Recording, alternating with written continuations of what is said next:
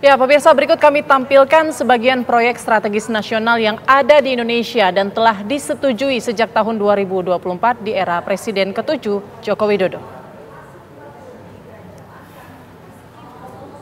Ya, inilah proyek strategis nasional di Indonesia, pengembangan Peak Tropical Concept yang berlokasi di Pantai Indah Kapuk, Jakarta. Kemudian juga ada pengembangan jalan tol di section Harbor Road 2 Jakarta Utara yang berlokasi di Jakarta.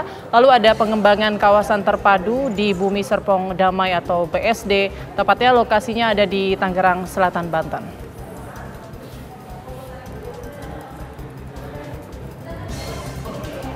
Ada juga pengembangan jalan tol dalam kota Bandung dan juga kawasan industri Patimban Industrial Estate di Subang, Jawa Barat.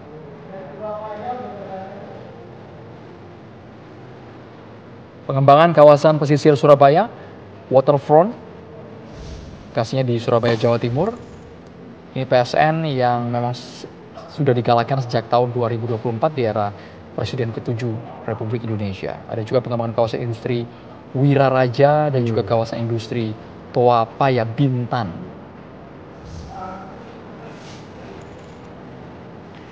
Ya, lalu ada juga proyek North Hub Development Project Lepas Pantai yang berlokasi di Kalimantan Timur. Lalu ada pengembangan kawasan industri Neo Energy Parimo Industrial Estate yang berlokasi di Sulawesi Tengah dan pengembangan kawasan Neo Energy Morowali di Sulawesi Tengah juga.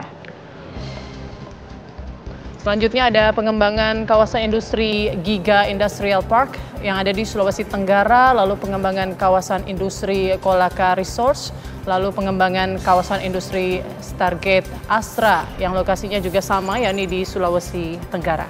Ini Kang Yayat deretan PSN ini sebagian ya Kang, tapi melanjutkan tadi Kang Yayat menyebutkan ada PSN yang mendapatkan privilege. Tapi kalau tidak sesuai target, tidak rampung, harusnya kan di... Iya, pertama begini, memang kalau ini pertama satu, pada kriteria penetapan status PSN itu penting. Ini kadang-kadang, mohon maaf, selama terakhir-terakhir ini, begitu mudah cap PSN itu diberikan tanpa memahami kriteria yang tegas dan jelas. Artinya mungkin saya nggak tahu kalau ada udang di balik rempeyeknya dan sebagainya, itu persoalan lain. Kayak gimana tuh kriterianya? Pertama satu, kalau dia menjadi sebuah sentra pertumbuhan PSN itu kan lihat pada resource-nya. Misalnya satu, kawasan industri, itu banyak kita ingin hilirisasi, ya kan, nikel kita. Tapi bagaimana ketika dia berkembang, dia harus mendapatkan status insentif. Jadi privilege itu artinya begini, misalnya contoh ya, insentif pajaknya bisa nggak dikurangin atau dihilangkan. Jadi cost-nya mungkin bisa ditekan, perizinannya dipercepat, kemudahan-kemudahan lain. Nah pertanyaannya itu, mengapa kalau misalnya badan usaha ini bisa meminta secara khusus? Itu kan menjadi pertanyaan. Dan kedua yang menarik adalah kontribusinya juga harusnya dicatat.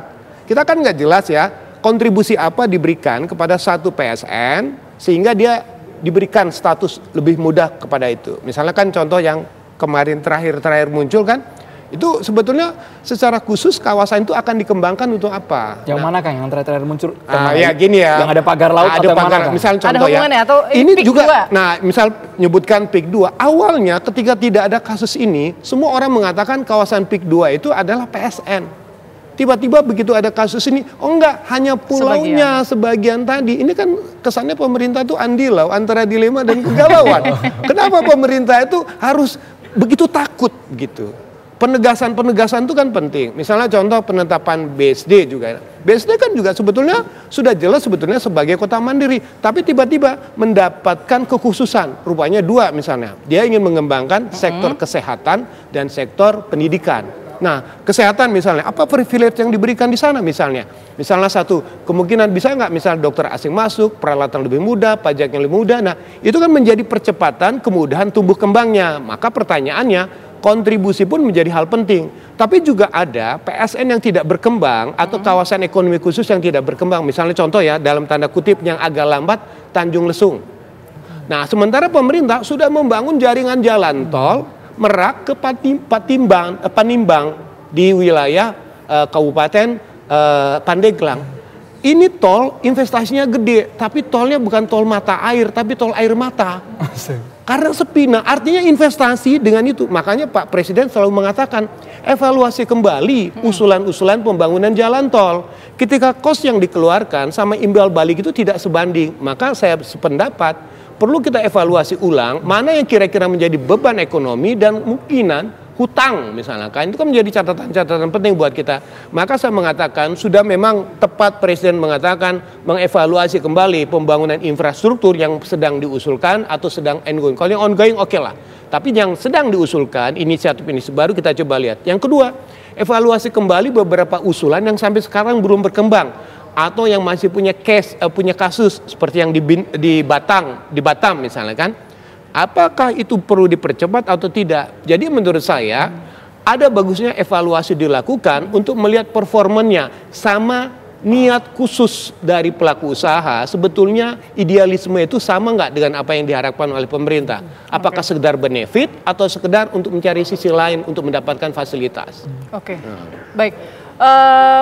Saya juga mau tanyakan juga ke Bang Herman ya. Kalau tadi sebetulnya memang kalau orang awam melihat ya PSN itu kan harusnya untuk kepentingan publik juga ya salah satunya selain mungkin untuk mendongkrak ekonomi tapi juga jangan sampai menyengsarakan publik lah seperti yang tadi sempat disebut juga ada PIK 2 yang sebagian juga merugikan begitu dan juga pagar laut yang saat ini meresahkan. Nah saya mau ke Bang Herman tapi sebelum ke Bang Herman saya akan hadirkan informasi yang satu ini pemirsa. Presiden ke-7 Republik Indonesia Joko Widodo yang tidak mempermasalahkan jika Presiden Prabowo akan mengkaji ulang proyek strategis nasional yang disetujui pada eranya. Menurutnya proses evaluasi dilakukan agar dapat lebih baik lagi. Beberapa mungkin akan dievaluasi oleh Pak Prabowo. Ya nggak apa-apa kan baik. Dievaluasi akan baik. Dikoreksi akan baik gitu loh. Termasuk kalau untuk kalau belum tentu yang kita putuskan itu betul 100% kan, bisa dikoreksi, bisa dievaluasi, saya kira akan bagus. Termasuk untuk IKN gimana Pak? Gimana? Termasuk untuk IKN, ada penekanan untuk pemerintahan baru nggak? Tanyakan ke Presiden Prabowo. Baik, saya ke Bang Heron. Bang Heron, mengapa kemudian kebijakan ini muncul, Bang? Apakah memang ternyata terindikasi sekarang ini banyak sekali pelanggaran-pelanggaran yang sudah ataupun yang terjadi di era sebelumnya, atau apa alasannya ini? Ya, tadi kan saya mengatakan bahwa ini juga terkait dengan tata kelola. Saya meyakini Pak Prabowo ini memiliki perhatian khusus kepada rakyat. Tidak mau bahwa PSN yang diberikan prioritas oleh negara, ya, baik dalam pembebasan lahan, kemudian interkoneksi, aksesibilitas dan lain sebagainya, tidak mau bahwa meninggalkan kemaslahatan untuk rakyat. Oleh karenanya, kalau tadi saya berbicara persoalan bagaimana ada prioritas yang ini menjadi prioritas pemerintahan saat ini, kemudian penyesuaian terhadap anggaran negara karena kan ada hubnya di situ, dan yang tadi saya sebutkan terkait dengan tata kelola gitu ya. Ini yang tidak ingin bahwa proyek strategi nasional justru meninggalkan rakyat di sekitarnya. Menurut saya ini pemikiran Pak Prabowo ya, sehingga ini menjadi penting evaluasi ini untuk menentukan mana sesungguhnya PSN yang ini harus segera dijalankan dan dalam waktu tertentu harus memberikan nilai manfaat. Tadi selain secara langsung tentu memberikan manfaat kepada rakyat, juga ada target-target yang ingin dicapai dalam pemerintahan ini.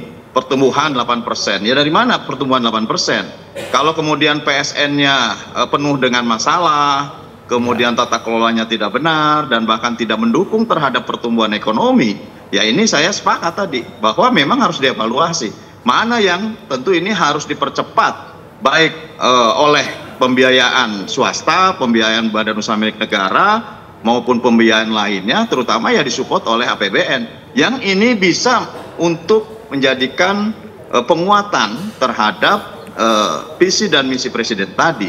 Oleh karena itu menurut saya, dari sejumlah misalkan 2024 itu kan ada 14 proyek baru ya untuk PSN. Jangan kemudian bahwa si pelaksana proyek ini ya hanya mengambil keuntungan untuk korporasinya misalkan.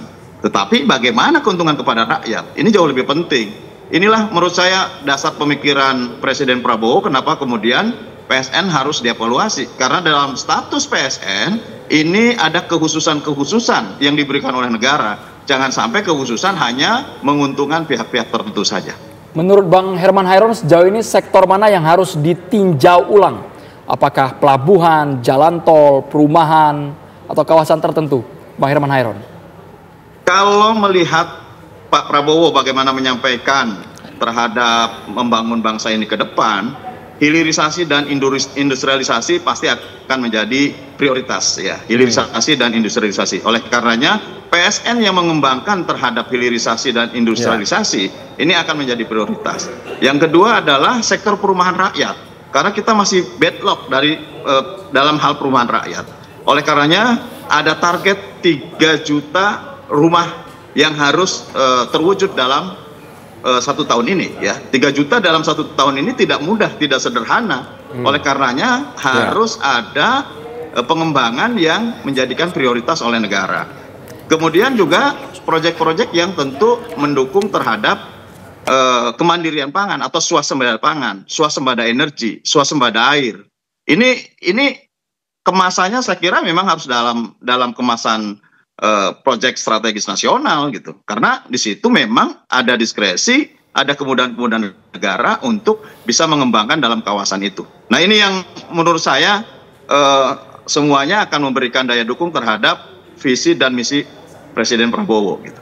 Oke, baik. Nah, ini Presiden sendiri kan akan menindak tegas ya, yang melanggar, perusahaan nakal yang melanggar. Ini sebetulnya melanggar aturan atau aturan kita sebenarnya terlalu kendor gitu ya untuk perusahaan-perusahaan nakal itu? Kalau nakal mungkin jangan sebutkan nakal lah ya. Artinya mungkin ada hal-hal secara prinsip tidak terpenuhi. Yang kedua mengevaluasi pada kinerja. Tadi betul. Tata kelolanya juga penting. Ketiga itu pada performanya. Jadi dari rencana, dari pemberian status sampai kinerja sekarang berkembang atau tidak. Misalnya sudah dikasihkan status 5 tahun, kinerjanya tidak berkembang sebagaimana diharapkan. Justru ada persoalan, misalnya contoh kasus pembebasan tanah.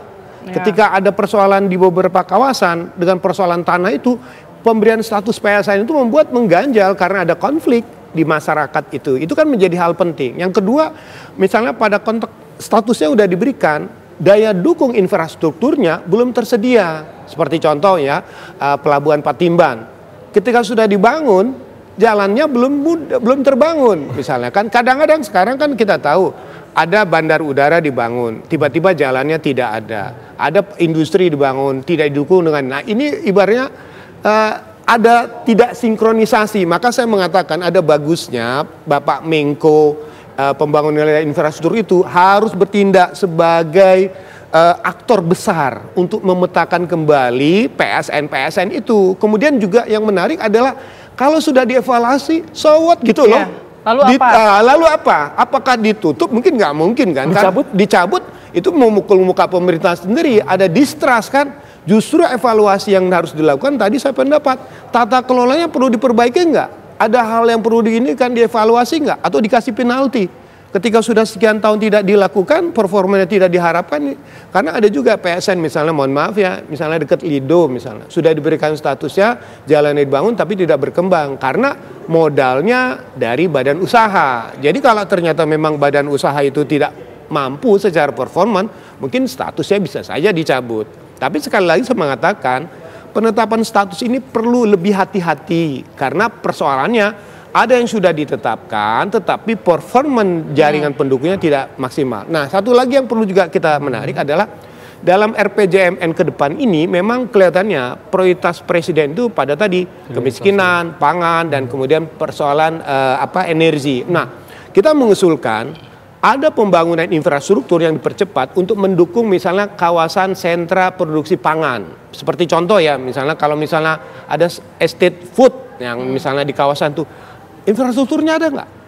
Atau misalnya suatu saat di sana nanti panen raya, tidak ada jalan, tidak ada pelabuhan, bisa tidak maksimal itunya kan? Maka otomatis evaluasi juga harus mengkaji pada konsep target dan prioritas yang ditetapkan oleh pemerintah. Jadi kalau menurut saya, apa yang dikatakan oleh Pak Presiden itu bahwa evaluasi dilakukan satu, evaluasi adakah pelanggaran di dalamnya. Kedua, evaluasi ada nggak konflik antara masyarakat dengan ini. Ketiga, evaluasi apakah ada rekrutmen terkait kebutuhan masyarakat. Kadang-kadang bilang, oh ini industri ini kepada penduduk lokal, sorry ya, nggak bisa masuk. Terima kasih banyak Kang Yayat. Kita tunggu nanti kajian itu dari kira-kira pemerintah evaluasi yang harus ditambahkan. Sekali lagi terima kasih atur nuhun Kang Yayat dan juga Pak Herman Hairon sudah bergabung di Kabar Petang.